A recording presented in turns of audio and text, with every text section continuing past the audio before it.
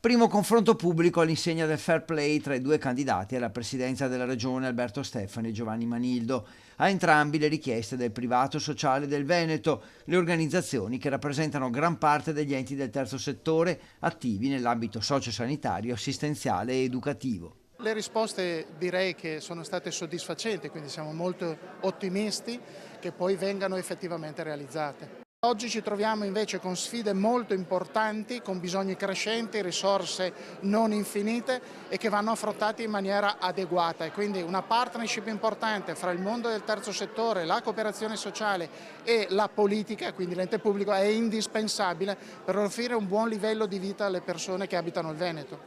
ANFAS, Confcooperative Feder Solidarietà, Lega Coop e UNEBA, le associazioni che hanno richiamato oltre 700 persone, che rappresentano migliaia di famiglie e che si interrogano sul futuro della sanità e dell'assistenza. Manildo ha proposto l'assessorato alla partecipazione, già sperimentato da sindaco di Treviso, Stefani un assessorato al sociale. Il privato ha due richieste.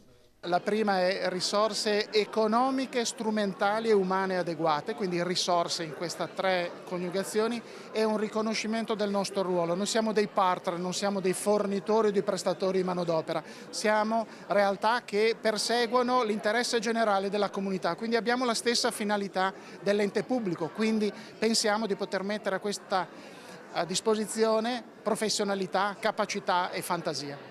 Tutto è inserito nell'agenda sociale 2025-2030. Le sfide sono quella della disabilità, della salute mentale, della terza e quarta età e ancora infanzia e minori e inserimento lavorativo. L'obiettivo è far entrare nell'agenda politica il tema, oggi messo in discussione soprattutto per una sempre più preoccupante carenza di risorse.